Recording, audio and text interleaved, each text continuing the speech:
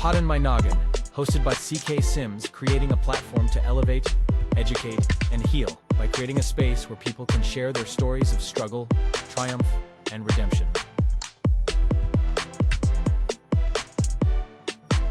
CKS Media. Hello, everyone, and welcome back to another episode of Poddin My Noggin. I'm your host, always the same, CK Sims, and today we are joined by Gretchen Schoser. Close. See, okay, I should have asked first. It's Schoser with the, it's like a hard O. Schoser. Schoser, okay. Like hoser. Okay, so Gretchen Schoser. Perfect. Welcome to the show, Gretchen. It's nice to have you here. I'm so excited to be here. Thank you for having me. Well, and you're very welcome. Thanks for coming on. I'll tell you what I tell all my guests is that I don't do deep dives before the interview. If obviously apart from like the initial sort of exchange, and I'm like, okay, sounds like a good fit for me, except. And then just before the podcast starts, I do a read of your form and whatever I can find out. And this allows me to maintain organic conversation. That's what I prefer over everything. And I feel like I'm a newbie today because I didn't put Do Not Disturb on my cell phone. So that's done. Okay, so where should we begin? Actually, I want to begin at the beginning, I think. What was Gretchen like growing up? A huge tomboy. Probably everybody knew I was a lesbian before even I knew I was. I had a good life. You know, I have 2 brothers and a sister. I had an amazing mom and dad. Spent a lot of time outside. Thankfully, you know, during the time I was growing up, we didn't have cell phones. We didn't have couldn't take pictures of what we were doing, which was perfect, right? Yes. The fact that we made it to 61 still surprises me every day. But I had a really good life. Did some really unexpected things. Had a couple of bad nosedives. I had a real problem with drugs coming right out of high school and into college. And then I turned my life around. And do you think the drugs, and just a quick question, do you think the drugs were sort of a way of coping with the sexuality? I think it was more of just like trying to fit in, trying to find trying to find out who I was. I grew up in a pretty affluent neighborhood. I graduated from Columbine in '82. You know, we were all latchkey kids, right? Okay. All our parents worked. We were, left to our own accord. But, thankfully like I said, I had a really good, loving family. And I love this.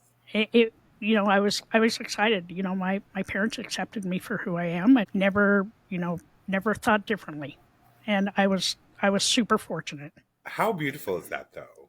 Right? Because like that part of your story is something that I wish we could hear from the masses. Yes. Is that they lived authentically themselves, and in doing so they found acceptance within their nuclear family. Right? Like that's profound. And It wasn't my experience either, right? So like I've talked about this on my podcast as well. My experience, I think I knew though that I was gay. Didn't understand it quite, but I knew at a very young age that I was more drawn to boys than I was to girls. And how that it wasn't manifesting sexually at that time at like 5, 6, 7, 8 years old, but it was manifesting as drawn. But I knew early, and my parents were Pentecostal ministers. So yeah. So I don't look at that part of my life and say it was good. It wasn't bad though. Because I think when you get to a certain age and you start looking backwards, you realize, oh, okay, well, it wasn't as bad as you might have thought it was in the moment because feelings are so raw. But anyway, I'm not interviewing myself. I'm interviewing you. So you went through and you said you had nosedives. I feel like nosedives are what creates great people in life. Like it's that erosion of what we think we might be or want to be. And then along comes these tsunamis in life that just takes pieces of the rock that we've created off out to sea. And we're like, oh, okay, well, I am a different person than maybe who I thought I was. So I love this. I just want to call this out. I love that your childhood was beautiful and that you grew up being accepted. It gives me goosies because I think that that's really great. And I commend your parents as well, right? Like, Yeah. that's a big deal. Call it out. It was a big deal because it was like, over 40 years ago. That's And insanity. and the fact that they were so welcoming and like didn't bat an eye. And it was kind of funny because like I had taken my mom out to a gay bar to come out to her, and she's like, "Well, I've known for years." Well, thank you for cluing me in. All right, but I played softball, all the from like my teenage years on. I play with the boys because I have a whole lot of girls in my neighborhood. Like I was the one out there like throwing dirt clods, raising hell, riding people's bikes down a hill that we probably shouldn't have been riding down. I have a lot of stitches to prove for that, like a lot of scars, but like I was really really really fortunate, and but I will say, like, when my mom passed away, it was really, really hard. Yeah. Like really hard. And my dad passed away like 10 years after that. When my mom passed away, it was really hard. Like my mom was kind of the glue that held us all together. Yeah. And just a good person. She was a nurse, and when we had her funeral, there were like over 300 people that came to my mom's funeral. Like just a good, loving soul. Yeah. And I go back and I look at pictures of my mom and I look at myself, and like there's so many similarities. Like I didn't go down the nursing path. I went down the nerd path of, being a techie, but like, just, she was just a good person.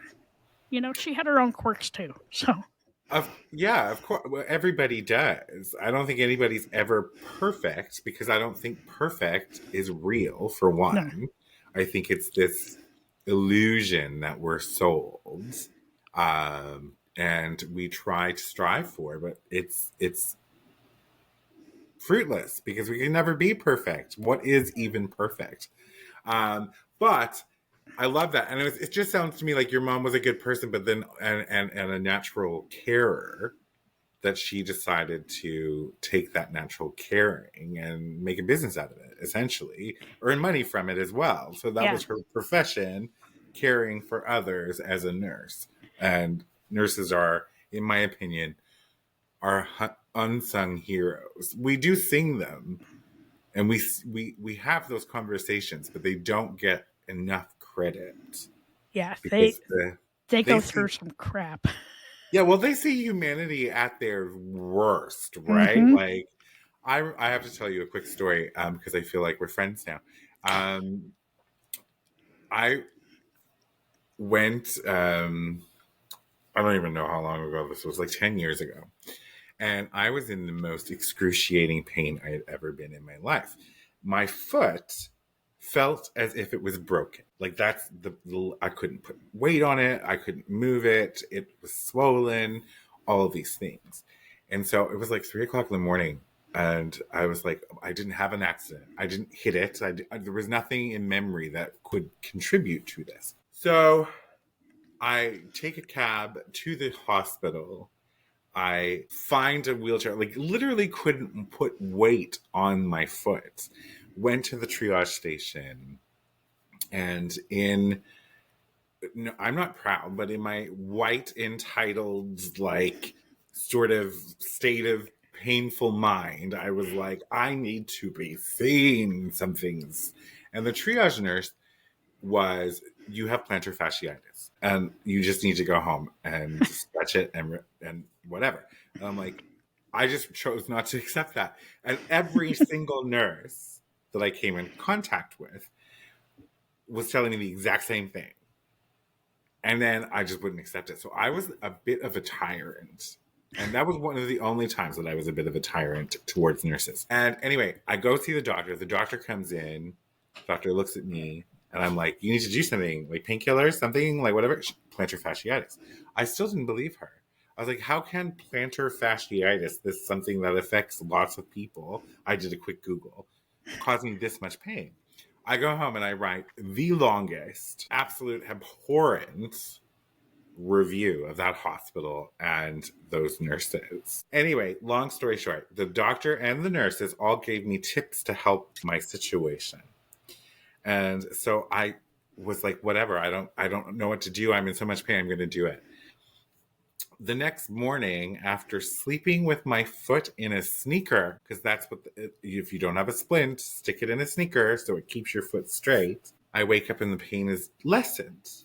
And then throughout the day, as I'm rolling my foot over a tennis ball, as they had indicated, the pain is getting less and less and less. Anyway, long story short, 3 days later, there's no broken foot. It was plantar fasciitis. And I had left this very nasty review. And so I went back to Google and I left the original review and added onto it. Because I was like, okay, I want to use this as a teaching lesson for me, but also a teaching lesson for others as well. I'm like, when we are in our most severe pain, we still have to remember that when we're interacting with nurses, they're human. And you may be the 500th person they've interacted with in just their shift. And the 500th person saying that, they're the most important person in the entire world, because that's how we feel when we're in pain. But we have to lead with kindness. And the truth of the matter is, I totally ate humble pie in that Google. I wonder if I could find it still. Was that each of the nurses, and I think there was about 6 before I got to the emergency room doctor, told me exactly the same thing and what to do, and I wouldn't listen to them. And I thought their service was awful, when in actual fact, they were telling me what it was and what I should go home and do, and that they couldn't do anything about it in a hospital. So anyway, sorry, sidetracked, because that's how it happens sometimes. So let me ask you a question. You said your mom passed away, and that was devastating for you. Oh, yeah. And what year was that? 1997. Jeez, that's a long time ago. Yeah, so that's, oh gosh, okay. And so she was young then. Yeah, she had leukemia. And so she was diagnosed in August of 1996 and died in February 1997. And we buried my mom on Valentine's Day in 1997. Okay, so 2 things are coming up right now. So you would have been what, early to mid 30s at that point? Mid 30s, yeah. Yes. Oh my gosh, it's just too young. I think it's too young to lose a parent. It's too young, but there was some really cool things that happened in that little time frame. So my wife and I just celebrated 30 years this past Monday. Oh, and congrats. my mom got to meet her. And when my mom met my wife, she said that she was the best thing that had ever happened to me, and that she made her promise to take care of me, and she did. And 30 years, for us, that's a huge milestone, because in our lives, right, we're not really known for monogamy or staying with the same partner. And for me, it was a huge deal, and just super fortunate. My wife's my biggest cheerleader, and I'm forever grateful to her. I love that so much. You're correct. In our community, longevity is a word that is not understood. Monogamy, it's rare to see, but always so beautiful. I think I went through a period in my life where I was like resentful towards people who had long-lasting, loving relationships in the gay community, because there was a part of me that wasn't healed yet.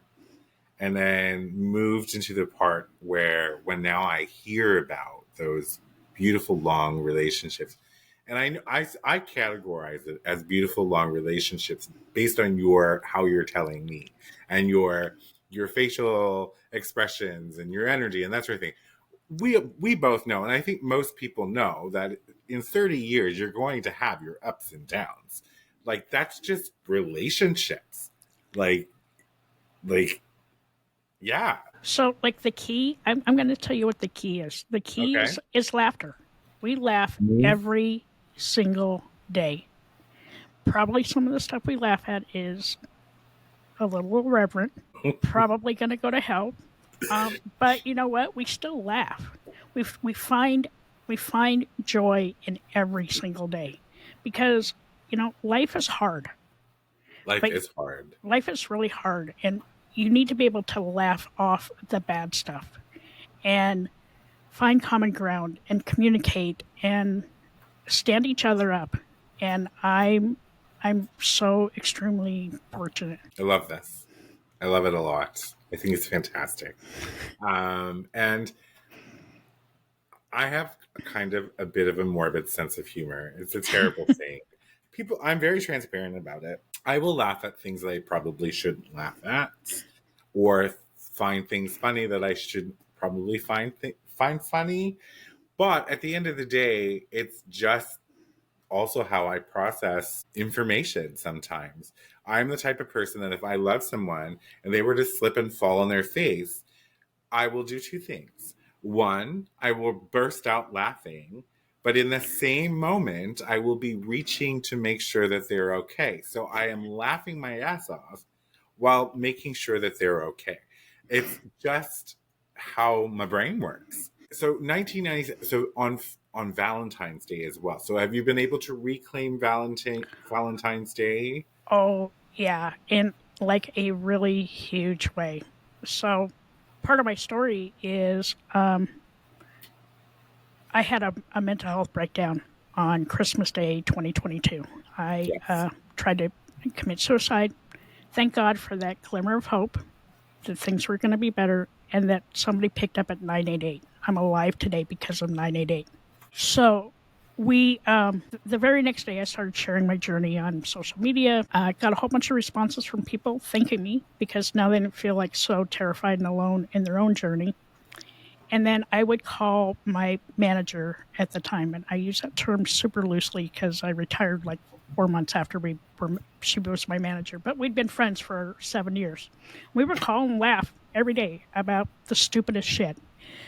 But we found that by doing that every day in the morning, that was a healer for me, because laughing increases your endorphins, gets the cortisol going. And one day during one of the laughing sessions, she's like, "Hey, we should do a podcast." And I'm like, "Okay, let's do a podcast." So that was January 14th, 2023.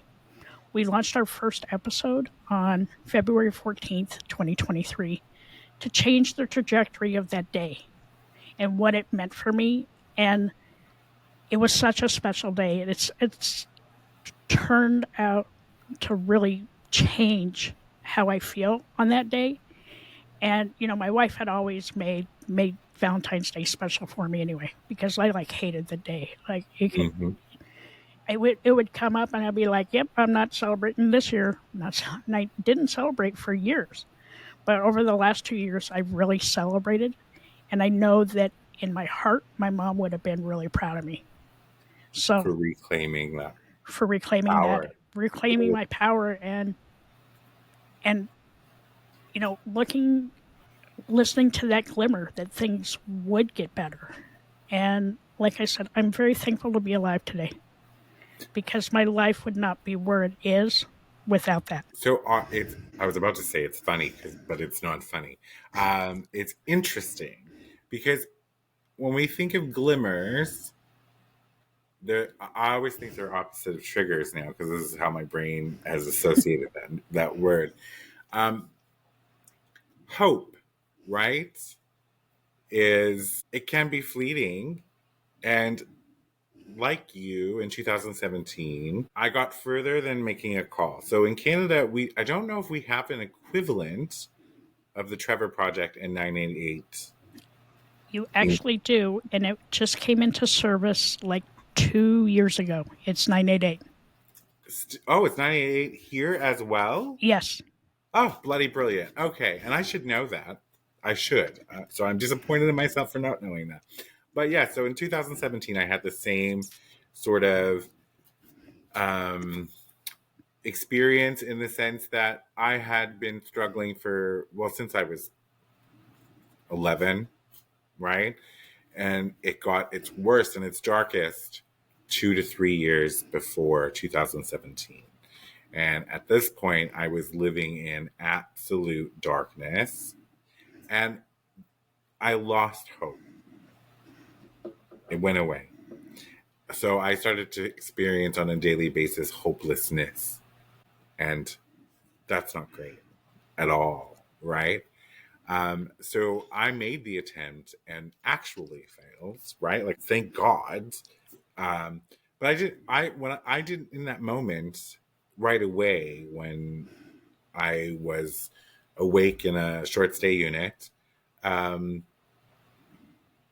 didn't appreciate the opportunity that I had been given.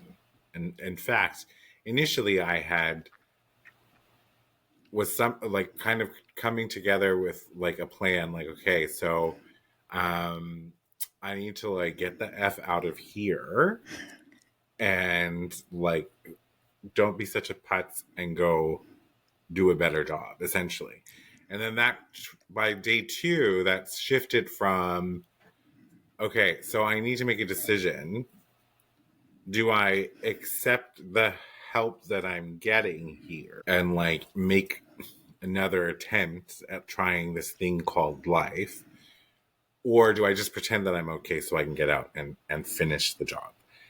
And then by day 3, I had discovered radical acceptance, the concept of radical acceptance, and also cognitive restructuring, right? So I've been in therapy a ton. I knew CBT from front to back, but how to employ it, cognitive restructuring, that concept was really new to me.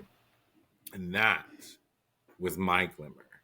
So by day 3, understanding that I could actually just accept that I am type 2 bipolar and that I will live my life in depression, right? And to stop fighting it was something I had not brought into my sphere of understanding before. So I was like, wait, what? Because there was a male practitioner. I've told the story a million times. He came into my room on day 2 and he just looks at me very kindly and he just kind of looks at me like, maybe an older brother would or someone, whatever. And he goes and says, what's going on? Like a blubbering baby, I just bawl my eyes out and tell him everything. And the repeating part of the story that he picked up on was that I was trying to stay above water. I was exhausted. I was tired. I was just trying to keep my head above water. And so he said, and I will say the same thing, and it sounds like, I feel like I'm my dad when I say this now, just stop swimming. And so the part that I'm talking about that I'm embarrassed I'm about to say, the antithesis to Finding Dory or Finding Nemo, right? Just stop swimming. Like, accept that you are in this space and acknowledge it, but let it move through you. You don't have to fight it. It's a part of who you are right now. Anyway, it's 9 years now. I think it's 9 years. Who knows what date it is? It's 2017 and now it's 2024. So yes. No. 7. How many years is that? It's not 2017. 2 years. 8 years? 9 years. 8 years because we're in 2025. Okay, thank you. 27 would be 10. Yes. So okay. Okay. Now you're making me do math, and I had to count on my fingers. That is deplorable of me because I feel the exact same way about math. So I was like, wait a second. I'm like, it's 8 years. So it's 8 years. So the very fact that I am here having this interview with you, Gretchen, is one of those things that I think about that I might never have ever had that opportunity if I had succeeded the first time, or if I didn't get that reignition of hope while I was staying in the short stay unit, right? This wouldn't have been possible. And I think that was the gift I was given by the 3 days I spent in that short stay unit, was someone was able to reignite my hope. And with that, we're going to take a quick break, and we're going to come right back. Partner today with CK Sims and Poddin My Noggin to get in front of an audience that cares. You will be supporting mental health stories, tales of resilience, and uplifting content, aligning your brand with bringing goodness, authenticity, and kindness front and center.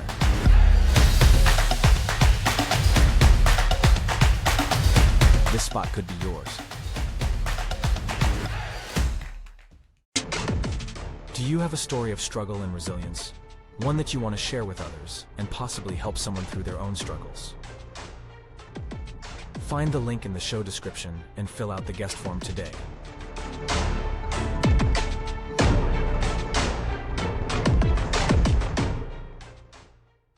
Welcome back, everybody. Before the break, we have been talking to Gretchen about her life from childhood, her great upbringing, her wonderful marriage, some of the hardships that you've gone through, and how on Christmas Day, that is a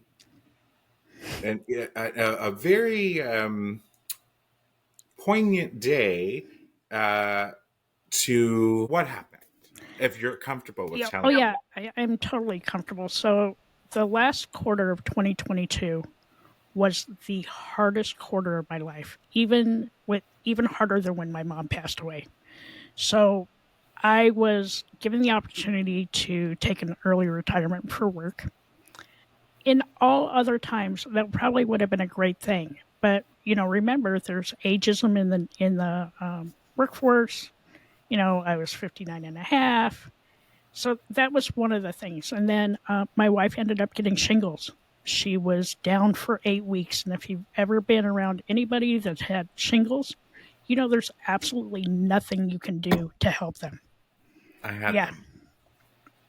And it's brutal. And I am a complete extrovert and an empath. So everything that was going on around me, I was kind of soaking in, but not taking care of myself. So on top of everything else, I hit and killed a deer. I highly do not recommend doing that. I got catfished. We had a really good friend of ours pass away unexpectedly. My father-in-law passed away 2 days before Thanksgiving. You throw in a little bit of holiday depression and some seasonal depression. And then that December here in upstate New York was the coldest winter day ever. It was like minus 22. I just wanted to go for a drive. I needed to clear my head. So I go out to start my car. The car won't start. Because why? Because it's too damn cold outside for the car to start. So I go back inside, totally 100% defeated, right? Mm-hmm. My wife's in the living room. She has no idea what's going on. And I went upstairs. And I was like, I am done. All my life I've been told, you don't talk about mental health or mm-hmm. what's going on. I shoved it down as far as I could shove it, and I didn't have any place else to go. And I was just so frustrated and sad. And, on the outside, I looked fine because I will tell you, nobody knew how depressed I was. Not one single person. Not my wife, not my coworkers, not my friends. Because as an extrovert, I hid it very well. Not very proud of that fact now. Okay, so hindsight is 20/20. I get upstairs to my bedroom and I'm like, I'm done.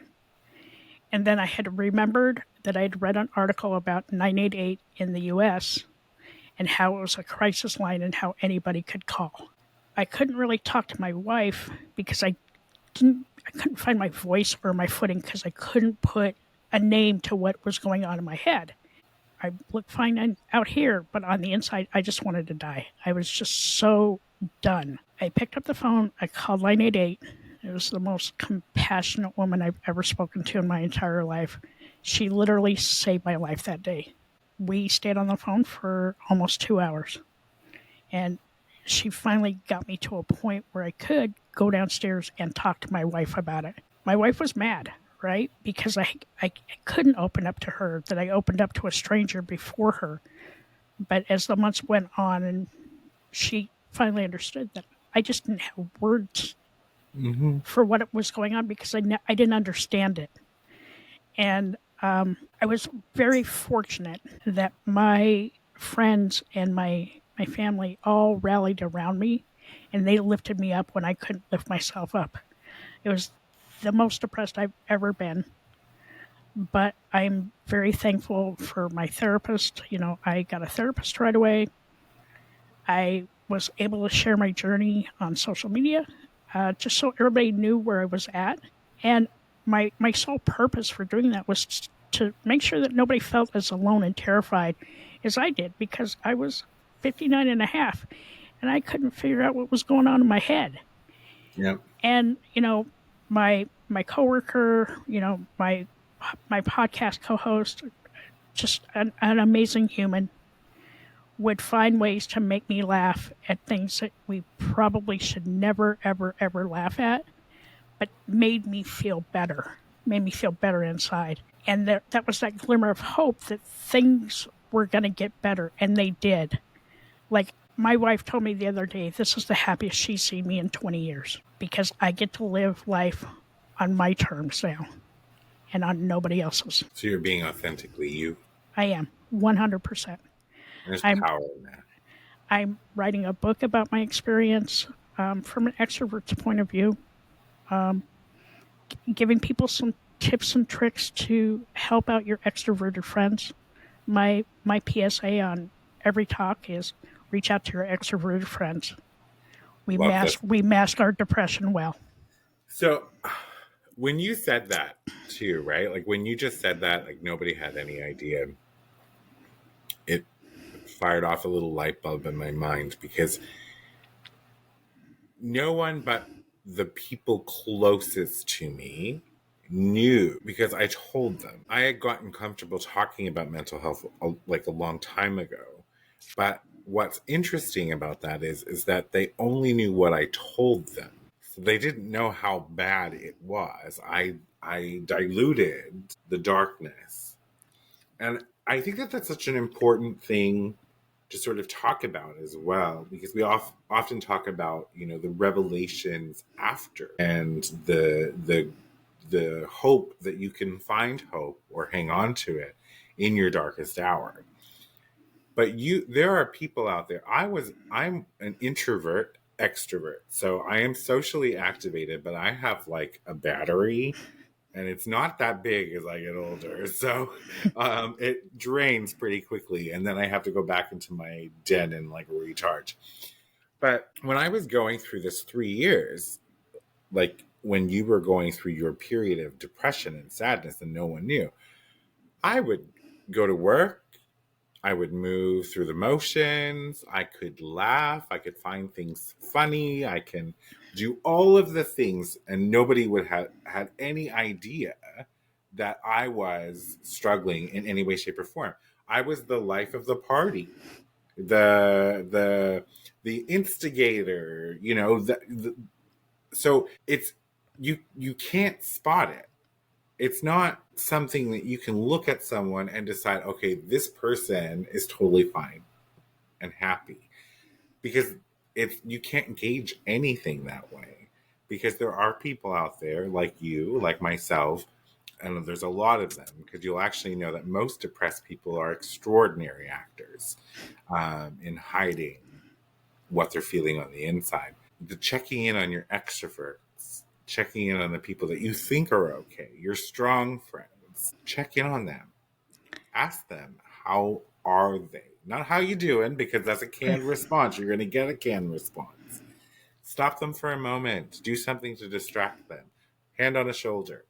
Ask them, how are you really doing? Bring them to the moment where they actually have to answer you, because they think about it. Yeah, that's exactly it. Like, I wished that my coworkers, my friends, my wife had asked me like point blank something I would have had to answer back, but nobody did, right? Because here I am, just smiling and playing, but like what people didn't really pick up on is like this was like November, December. I didn't want to do anything. I didn't want to be around anybody. I didn't want to put up any Christmas decorations. I didn't want to do jack. I would like lay on my recliner after work. I'd be like, don't talk to me. That should have like, I know, been an immediate like, ooh, something's not going good in her head. But like nobody thought to think about that. And I can't fault them for that. Of course. Because they're not used to, they weren't used to seeing me in that state. Well, and I think that that's the other part too, right? Like in that state, they might have thought, okay, Gretchen's in a mood. Or, you know what I mean? Like, because it can present as many things. It can masquerade as whatever it wants. So you disengaged from your normals, if you will. But why? Is she unwell? Is she in a bad mood? I'm saying she, and I apologize, I did not confirm. Oh yeah, it's, you know what? You can call me whatever. Just don't call me late for dinner. I'm good. Okay, it is she, her. I know I always ask that on the form, but so don't call you late for dinner. That's a fair thing. I would say the same thing. But yeah, so I think there's moods. Sometimes people can be perceived, oh, you know, Gretchen's more moody than she has been. This is bizarre, but okay, maybe she's a little touchy, so I'm going to give her space. That's a lot of people will look at someone and say, oh, they're not acting normal. I'm going to give them their space. They'll let me know if they're not okay. No, they will not. Right. They will not. And I need people to know that. They won't. Because first and foremost, when someone like yourself, who didn't really understand what was going on in your head, when you don't understand what's going on in your head and you can't find words, you are not going to say to someone, you know, I've been thinking this way for a long period of time now, and I don't think I can cope with it anymore. That's not a conversation you want to burden people you care about. It's not a burden, mind you, but in that moment, we think it's a burden. And you're not going to come out and just say, like, usually it takes something like a moment of pause to say, are you okay or whatnot? Or something that's really high stakes to get someone to break enough to show you that they're not okay. On a normal day, you're not going to see it and they're not going to tell you. So you have to ask. And you know, the other thing, CK, too, is that people just need to be nicer. Okay, there's a lot. There's so much stuff going on in the world today. Like, can you just be kind? Okay, because it costs you absolutely nothing. Just be nice. I just had a podcast interview that'll come out on Saturday, and we were talking about not politics per se, talking about that very thing, just kindness. And there was a reflection I had recently where I was just, because I do that a lot. I live alone, and I like to reflect. And I've realized through that reflection that I'm not anti-Republican. I'm anti-hate. I'm anti-taking rights away. What I realized also is that when Republicans do the things that they're doing, we're so quick to shut them down and to say, get off the stage, stop talking. We have no space for you. You're not valid. Right? Now, they do it to us as well. There's reciprocity there for sure. However, if one of us could say, hold up a second, let's talk about why this is so important to you. We know your canned responses, religion, yada, yada, yada. Can we unpack what's really going on? Let's talk about it. Because you're upset. And I want to know why you're upset. And that's kindness. So if we let them have the respect of knowing that whether we agree with what they're doing or not, their belief systems are valid because they're human, right? And we show them, okay, you know what? I don't agree with that thought process, but I hear it and I understand why you might. How can we find common ground? And that, in essence, is just kindness. It's showing humanity. And when you say that, like, people need to be nicer. They need to be nicer, because I go on, if I go on social media, it takes about approximately 15 minutes for my mood to drop from a 10 to at least a 6. I have discovered that the comment section is not a happy place to be most of the time. But like an addict, right? Like an addict, I think we're all have this compulsion to just kind of take a peek, just one peek at what's going on in the comment section. And then you get sucked in, and then you get fired up, and then you get angry. And then you're like, if you're like me at all, you start to feel helpless and powerless and frustrated that we're in this world where digital disinhibition, because that's what's happening, is so rampant, and people can just say all of these terrible, awful things to people. That they would never say to somebody in person. Ever. So, like, there's 3 mediums that are really horrible: email, text message, and social media comments, right? People say stuff in those 3 mediums that they would never, ever, ever say to somebody to their face. Ever. What's interesting, too, when you say that, I love how you said that, because the email, text message, whatever, but what's the severity of what they'll say will also change in each medium, because the email comes back to them mostly. Text message, there is repercussion because that can be tracked and traced. Most people know what it is. Social media, however, now you can do that completely anonymously, right? And I did a deep dive, I think last year around this time, on online hate. And because it was one of those things, I'm like, I think I can tackle this mentally if I deep dive and research it.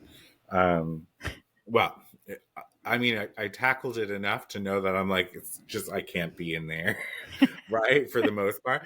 But it's interesting to think that they definitely would not say 90% of what they say online in person. And that is because there is the lack of feedback loops in an online situation. Mm-hmm. There's no body language. There's no verbal cues. There's nonverbal cues, eyes darting, energy, any of those things. None of the stuff that we usually use when we're in group settings to determine what kind of space we're in or how something might land. They don't exist anymore online. You can just be sitting there like typing and typing. So I personally will not contribute to negativity online, but I will contribute to positivity online. And that's just my small way of fighting the good fight. That's all I know how, right? Is to do that. It's funny too, because like on my social media post now, I'm like, if you don't have anything nice to say, then don't leave a comment, because I will delete it, because I'm all about like joy and happiness right now. That's why I turned off all the news notifications on my phone. I need my joy. I need my happiness. But then the other thing I do too is, like, I'm really into like raccoon videos now, baby bear videos, birds, people doing nice things for other people. That's what brings me joy. So if I find myself getting aggravated on social media, I will go watch some reels, like get right down into that rabbit hole. But it makes me smile, because I can still see the goodness in the world, even through all the hate. Yeah, the hate just got a megaphone. It sure did. Right? That's what it got. And it's so amplified at this moment in the media, social media, newspapers, wherever you look right now. All you are seeing is hate, hateful rhetoric, war, crimes, genocide. There, I said it. I just ripped that Band-Aid off. But you know what I mean? Like, all of these terrible things that we're seeing. And regardless of what side of the fence you sit in, conservative or liberal, that is negatively impacting you, whether you think it or not. You may be like, nah, this is good, whatever, blah, blah, blah. We're taking the world back. No, you are damaging yourself and your friends and family, and you need to protect I love the protect your peace thing. I used to live on a side of Instagram, and I don't know how it happened. I need to retrain my algorithm, I think. I used to live on the side of Instagram where I thought it really knew me, because, the learning machines. And it would send me all the uplifting stuff. And I would go to Instagram and just find peace, joy, and happiness, because it would be exactly what you were talking about. Cute videos of like kittens and puppies and, people, everyday heroes, people doing things like, I love that stuff. The warm stuff fills my cup, right? So I wanted to ask you real quick. You said that you started sharing your story immediately after you like your 988 call. Mm-hmm.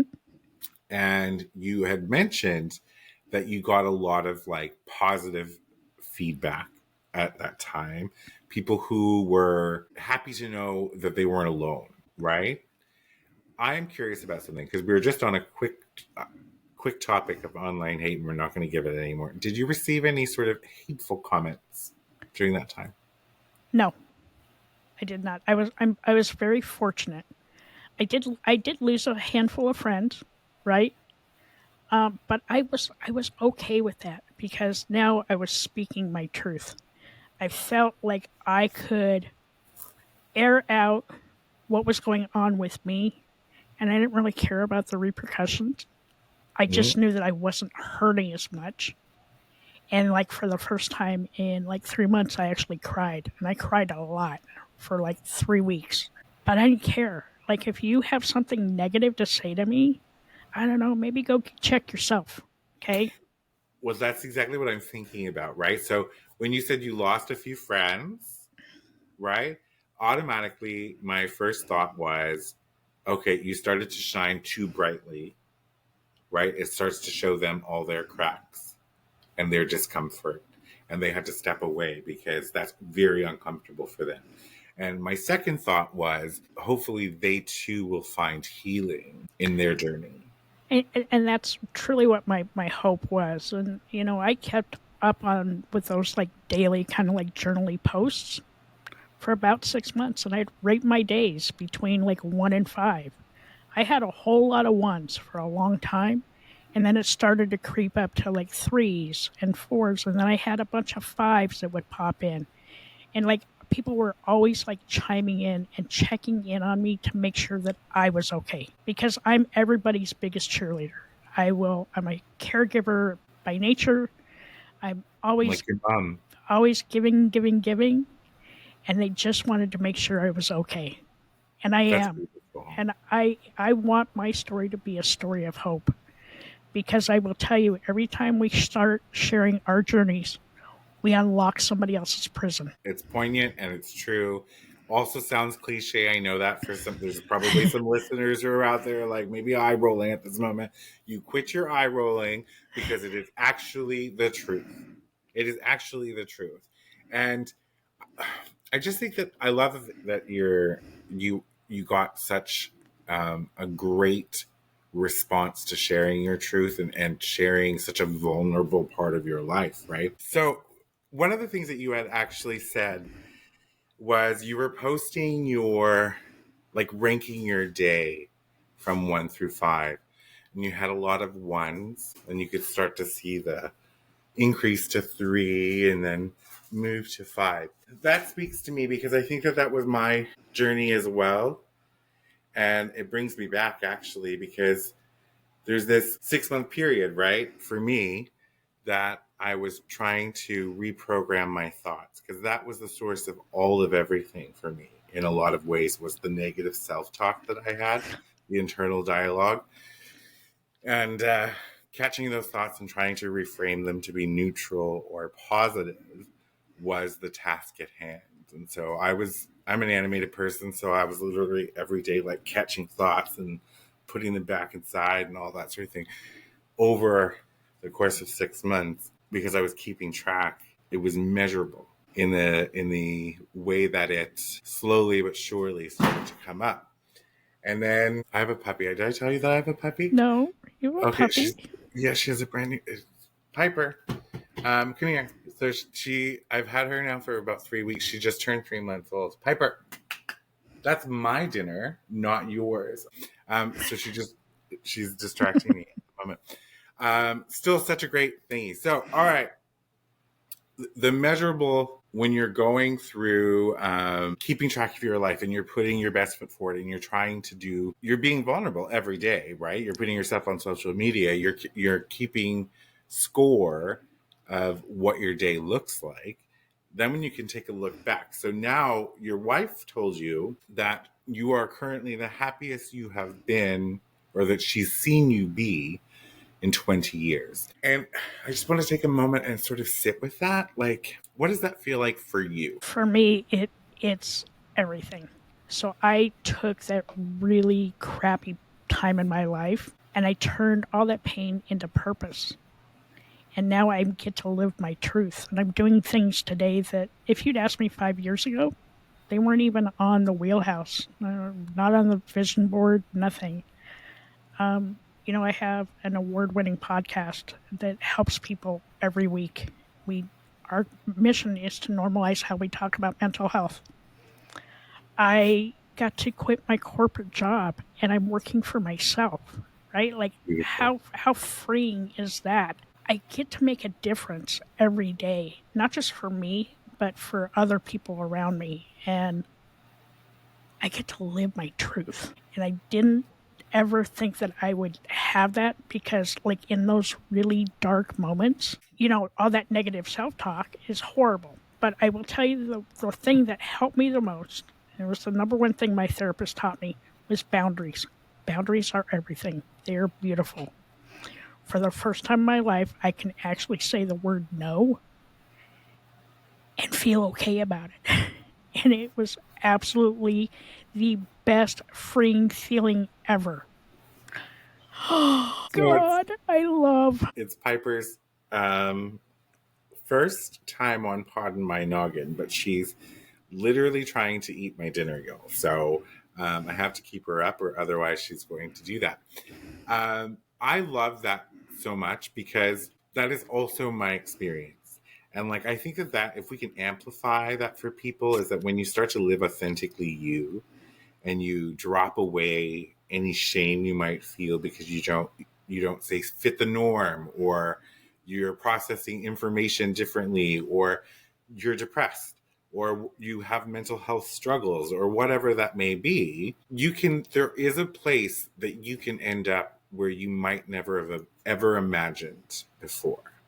And it's evident right here in this conversation that we've both landed there. If you would have told me in 2017 that there would be a day where I would smile for zero reason, just find myself smiling for zero reason, I would look at you like you were absolutely crazy. I'm like, what? I smile back in 2017. I'm the person now who could just be like walking from the bathroom to the living room and just for some reason, like I'll just get this like warm sort of like whatever and just smile. Like nothing triggers it. It's just happiness. And it's not I don't even know how to explain it really. It's just never thought this version of Curtis could exist. So when I have him now, and this is who I am authentically, I'm like, oh, okay. But I will tell you this, I went through a period where there was always this underlining fear behind me that I could fall back. Do you have that? Every day. Like, I'm always waiting for the other shoe to drop. And, my therapist keeps telling me, like, don't think that way because this is your time. It's our time to shine. It is hard though. Very hard. We want to say, you want to just say someone and shake them and be like, don't think that way. But that's, saying it and then actually putting it into practice is two different things. I will tell you, I want to say all until 2022. Because I think in 2021. 2021 was the one that happened. I went off work because I got, since 2017, there was this sort of false sense of security that I had my mental illness now under wraps.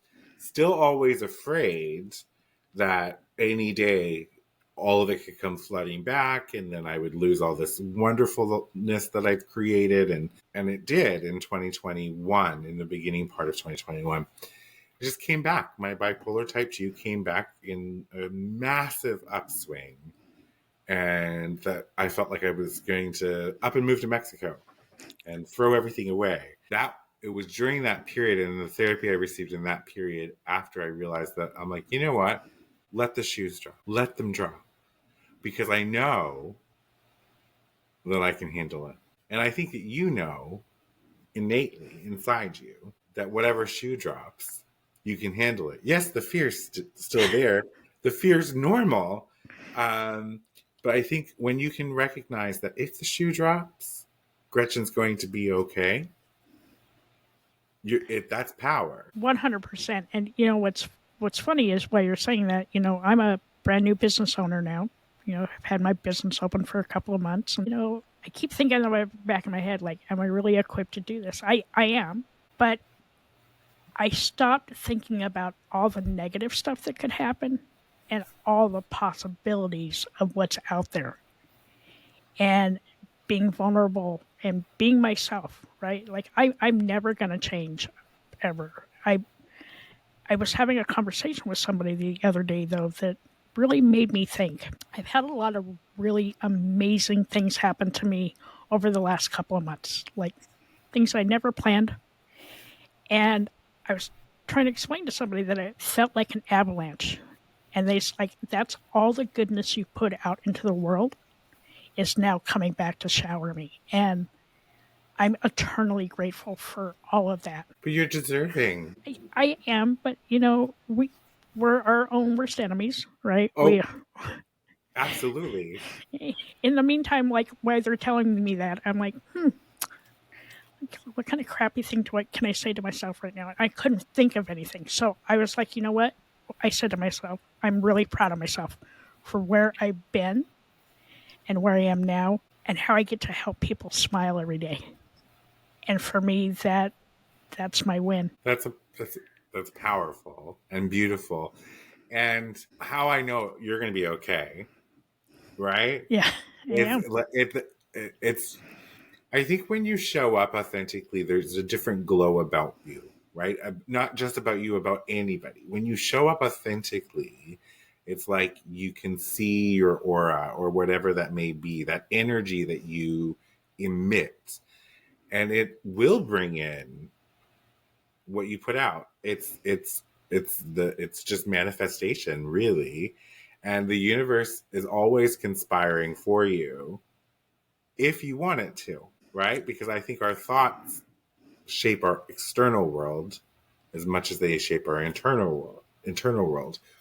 I like the saying, we're programmed to say, what's the worst that can happen? I like the saying, what's the best that can happen?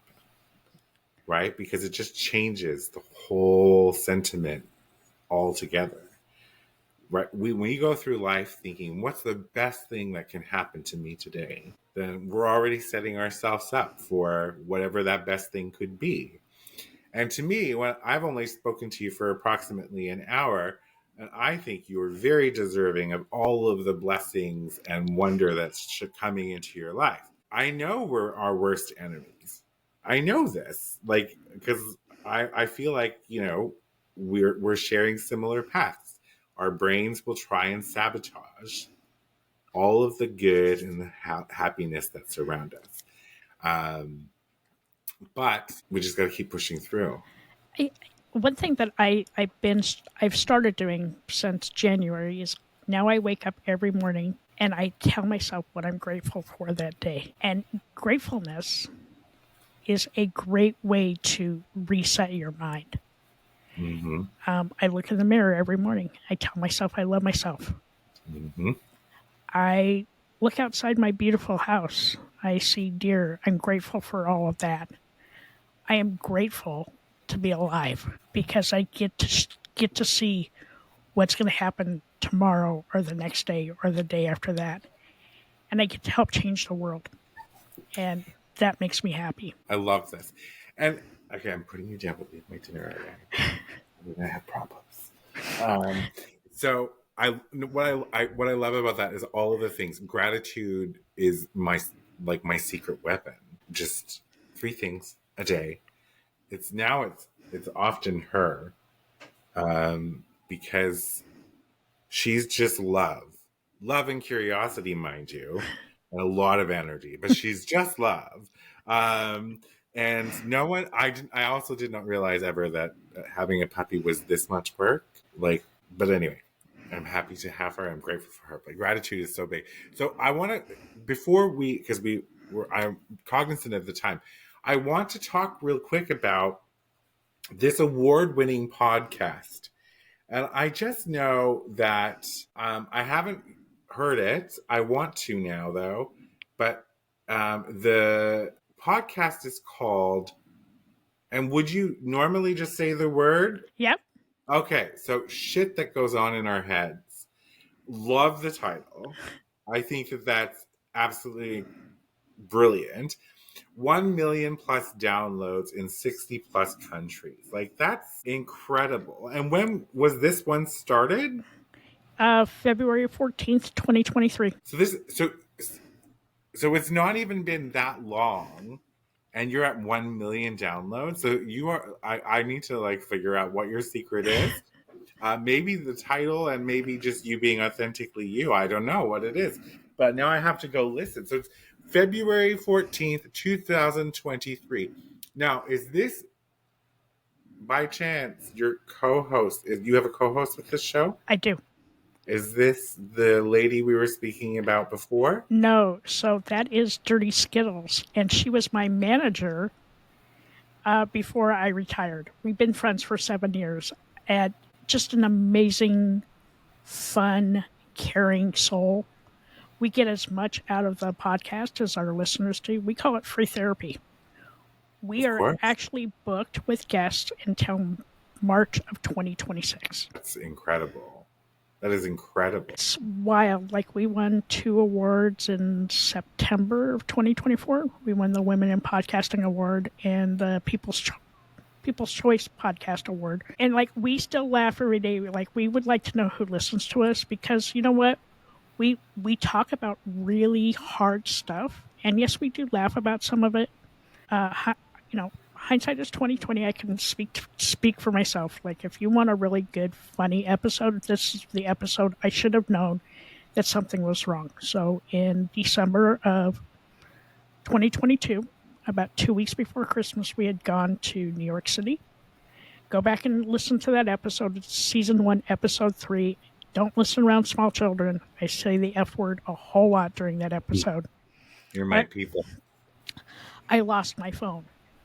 But it was a really good episode and gave some really good life lessons and things to remember when you're traveling.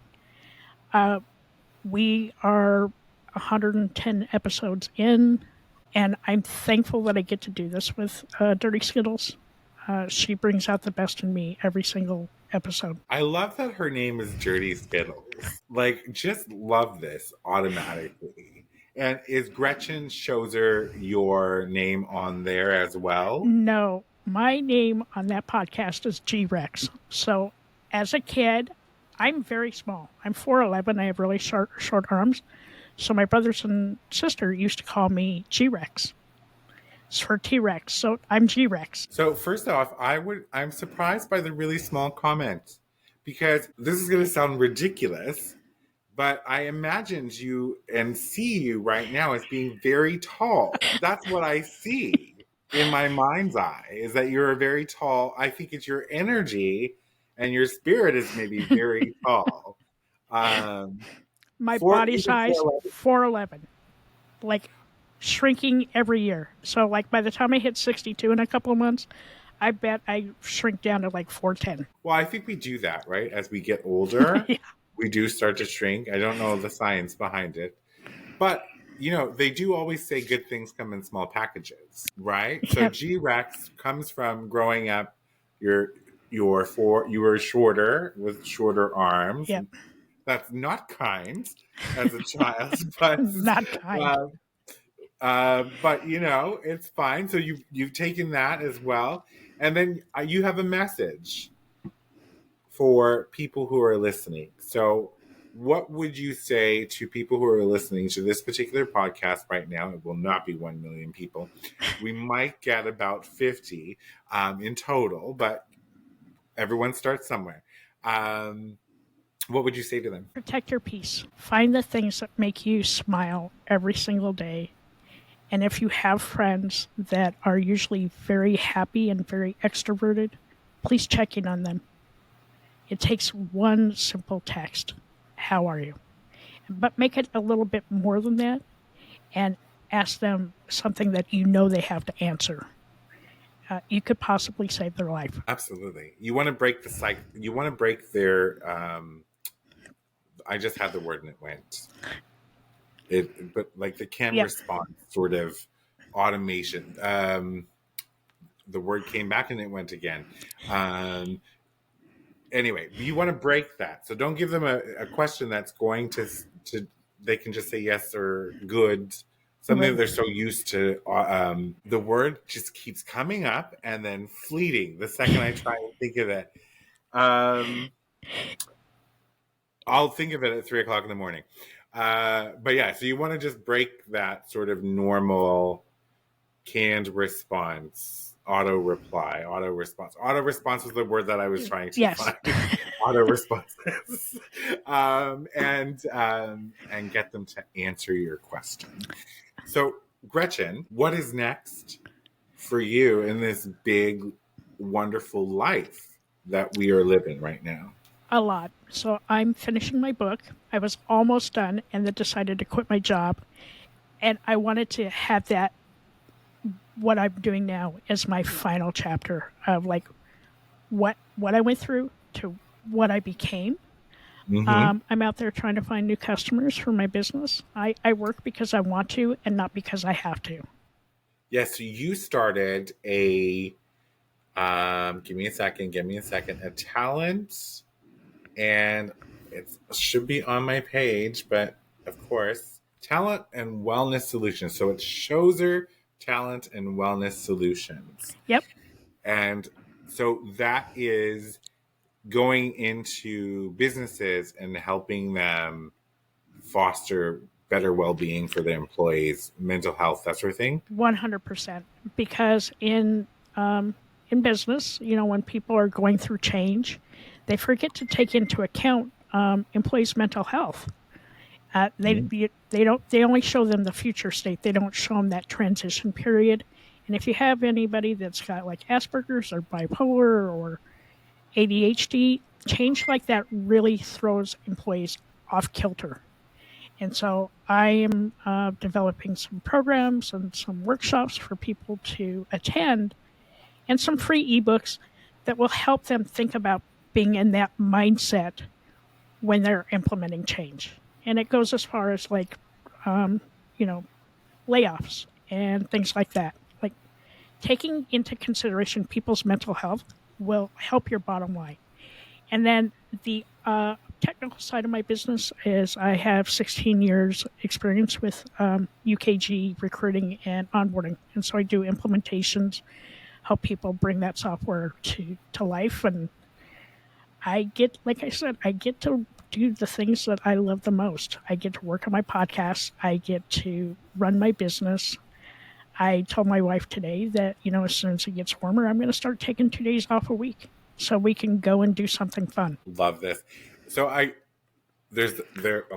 Anyway, I am a consultant. I work in transformation, currently implementing half and half UKG, my Kronos sort of software implementation here in Canada.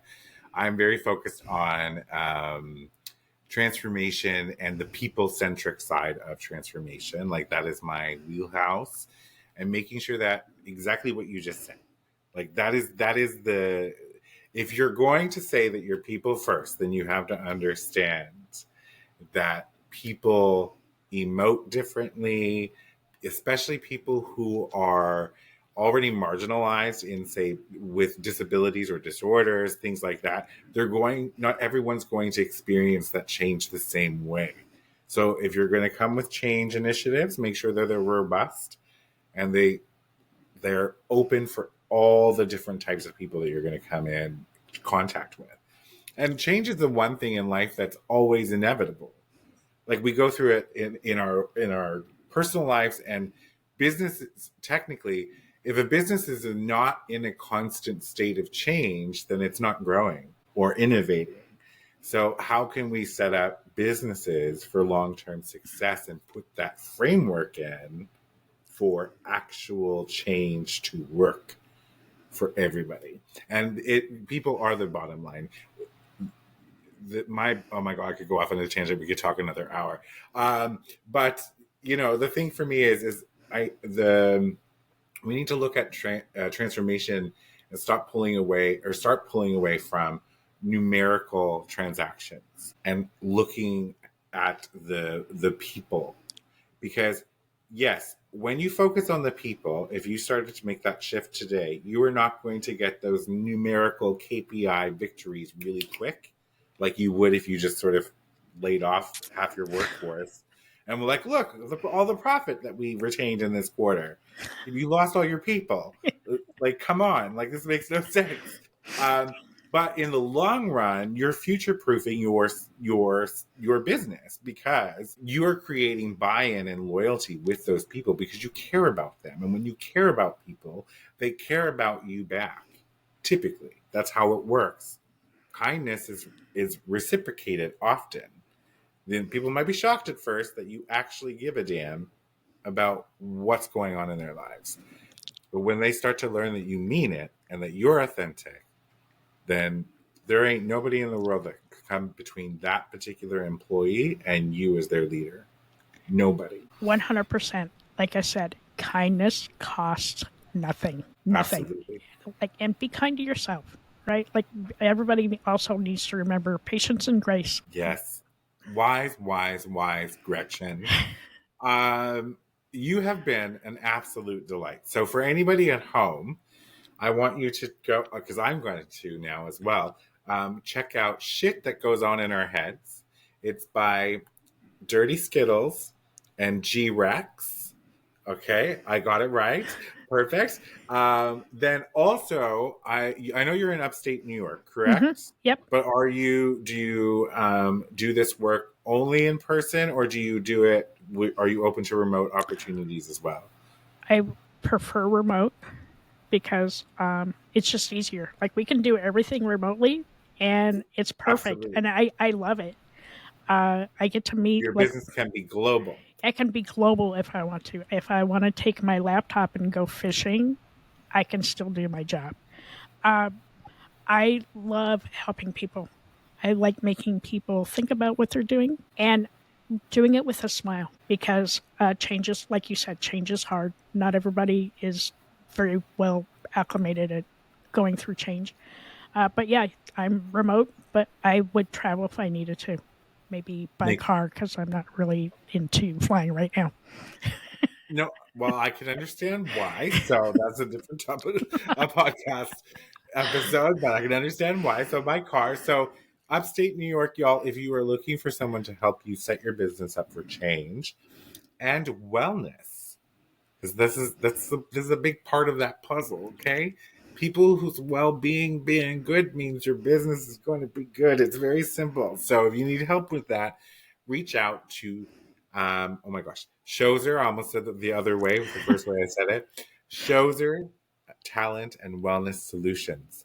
Yep. Check that out. I will link the website for the podcast, the company, all of that in the description of this particular podcast. This is my longest podcast in a while. Now, I know we have at least a good 6 or 7 minutes that need to be edited out because of what happens, but that's all fine and dandy. You have been a wonderful and incredible treat to talk to you. I've thoroughly enjoyed this conversation. One of the best conversations I've had in a long time. Thank you so much. Oh, well, thank you. It takes two. Remember. It does. Takes two. It does take two. So keep an eye out. Do we have a title for your book? No, I'm still rummaging it through ChatGPT, trying to figure out a good title. I will say that I do use the F word about 467 times in the book. So that's my book, kind of my people is people who will swear. I've heard and read, not once, I've seen it quite a number of times, that people who swear a lot are the most trustworthy people in the world. I don't know why that is or what the science behind it may be, but I know that I'm a very trustworthy person. But I have a potty mouth. It's just potty all the time. And because my parents are ministers, I have to often put my parental filter on. But not on my podcast, because I told them point blank, you're not allowed to watch this because we talk about things that would be offensive to you. But anyway, so the book is coming. You're working on the title, so we'll make sure that we can keep track of the book when it comes out. I would like to extend to you, when the book is finished and you're ready to publish, please let me know. I would love to read it and then have you on the show and talk about it. I would love that. And there's just so many other cool things happening in the next couple of months. Like I said, I'm thankful for that glimmer, and so extremely thankful to be alive. I am thankful for that glimmer as well. Not for me, for you, right? You're doing good work, and you're living authentically you, and it shines through you. It comes through you. So thankful for the glimmer and for 988, y'all. So if you are in Canada or the United States and you are experiencing any sort of mental distress, any sort of crisis whatsoever, please just pick up your cell phone and dial 988. You will be connected to a crisis counselor who, very similarly to what they did for Gretchen, get you to a safe place. Amen. 100%. Okay? Yep. And even if you don't feel like there is hope, there is. Both of us are living examples of that being just true. All right. Thank you, Gretchen, again for being here. And to everyone at home, get out there and live your wildest dreams. Until next time. For media and sponsorship inquiries, email info@ccsims.com or visit ccsims.com and fill out the contact form. Be sure to subscribe so you don't miss an episode. A new episode airs every Saturday. CKS Media.